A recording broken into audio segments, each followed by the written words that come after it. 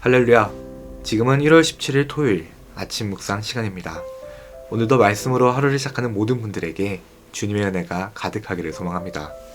오늘 우리가 함께 나눌 하나님의 말씀은 창세기 12장 1에서 3절의 말씀입니다. 여호와께서 아브라함에게 이르시되 너는 너의 고향과 친척과 아버지의 집을 떠나 내가 내게 보여줄 땅으로 가라. 내가 너로 큰 민족을 이루고 내게 복을 주어 내 이름을 창대하게 하리니 너는 복이 될지라. 너를 축복하는 자에게는 내가 복을 내리고 너를 저주하는 자에게는 내가 저주하리니 땅의 모든 족속이 너로 말미암아 복을 얻을 것이라 하신지라. 아멘. 아브람은 갈대아 우르에서 살던 데라의 세 아들 중 한 명이었습니다. 갈대아 우르는 갈대아 사람들의 우르라는 뜻으로 메소포타미아의 한 지역인데 당시의 주요 도시 중 하나였습니다.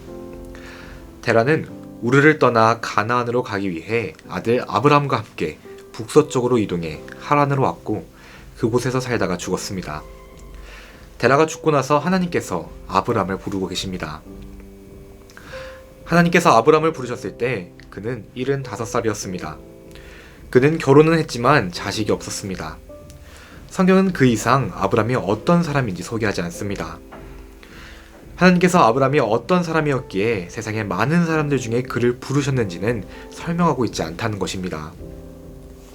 노아는 당대 의인이라고 소개하고 에녹은 하나님과 동행하여 그를 데려갔다고 소개하지만 아브람에 대해서는 어떤 사람인지 소개하지 않습니다. 다만 여호수아에서 아브라함의 아버지 데라가 다른 신들을 섬겼다며 그가 부름받기 전에 어떤 배경이 있었는지만 말해주고 있을 뿐입니다.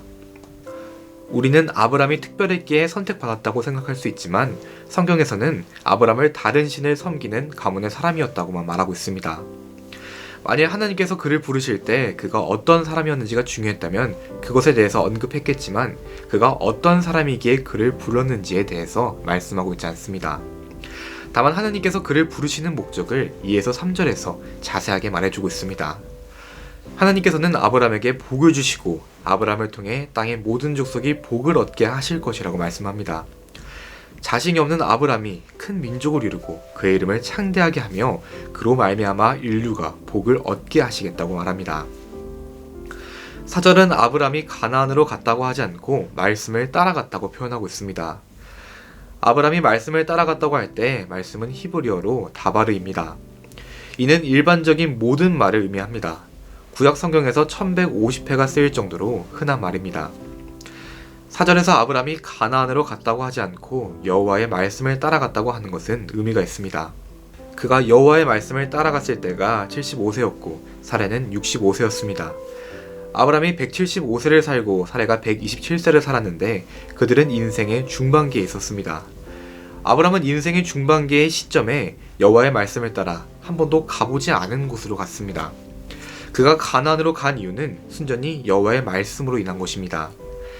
삶에 고려해야 할 많은 요소가 있고 환경과 상황이 있었겠지만 아브람은 다른 것에 의해서가 아니라 말씀을 따라갔습니다. 아브람은 여호와의 말씀을 따라 모든 소유와 그에게 소속된 모든 사람을 이끌고 갔습니다. 실패할 것을 염두에 두고 소유나 사람을 남겨두지 않았습니다. 그가 가진 모든 것을 동원해서 말씀을 따라 가나안으로 떠났습니다. 그리고 가나안 땅에 도착했습니다. 가나안까지의 여정에 대해서는 특별히 이야기하지 않고 떠나자 마침내 바로 가나안 땅에 도착했다고 말씀합니다. 그가 얼마나 신속하고 단호하게 말씀을 따라갔는지가 드러납니다. 그런데 그 땅은 그저 젖과 꿀이 흐르는 꿈의 땅이 아니었습니다. 그곳에는 가나안 사람들이 거주하고 있었고 그는 정착하지 못하고 점점 남방으로 옮겨가는 유랑 생활을 했습니다. 그리고 살 수 없을 정도로 심하게 기근이 들기까지 했습니다.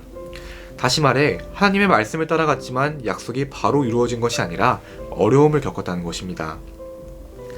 아브람은 100세가 될 때까지 자식을 낳지 못했고 죽을 때까지 그의 이름이 유명해지거나 큰 민족을 이루지도 못했습니다. 그러한 아브람을 보고 하나님의 말씀을 따라갔더니 잘 풀렸다고 쉽게 말할 수는 없을 겁니다. 오히려 말씀을 따라간 가나안에서 믿음이 없이는 계속 말씀을 따를 수 없는 상황이 그들을 기다리고 있었습니다. 아브람은 이제라도 늦지 않았다며 다시 고향으로 돌아갈 수도 있었습니다. 당장 닥친 문제를 해결하고 소원을 이뤄줄 다른 신의 이름을 부를 수도 있었습니다. 그러나 그는 하나님께서 그를 통해 이룰 말씀을 믿으며 소망을 잃지 않았습니다. 물론 아브람은 이후에 너무 답답해서 다른 방법을 써서 이스마엘도 낳아보기도 하고 또 불만을 토로해보기도 합니다. 그때마다 하나님께서는 그를 통해 이루실 일을 말씀하시며 아브람이 포기하거나 낙심하지 않게 하시고 다시 하나님께서 하실 일을 바라보게 만드십니다. 그러면 아브람은 다시금 그 말씀을 의지하고 힘을 내서 믿음을 발휘합니다. 사랑하는 신들교회 성도 여러분, 이것은 비단 아브람만의 이야기가 아닙니다. 믿음을 따라 살고 있는 우리에 대한 이야기이기도 합니다. 우리도 신앙생활을 하며 아브람과 같이 어렵고 답답한 상황에 처한 적이 얼마나 많았습니까?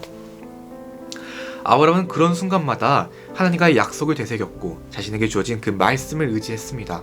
그리고 끝내 믿음의 조상이 되었습니다. 우리도 그런 순간마다, 그렇게 답답하고 어려운 순간마다 오늘의 말씀을 떠올려봤으면 좋겠습니다. 하나님께서는 우리의 모든 기도를 들으시며 우리와의 약속을 절대 잊지 않으신다는 것을 항상 기억하셨으면 좋겠습니다. 그러니 하나님께서 우리를 통해 이루신 놀라운 약속들을 신뢰하며 그 말씀들을 의지하며 오늘도 믿음과 소망으로 살아가는 저와 여러분이 되시기를 간절히 축복합니다. 주기도문으로 기도하시겠습니다.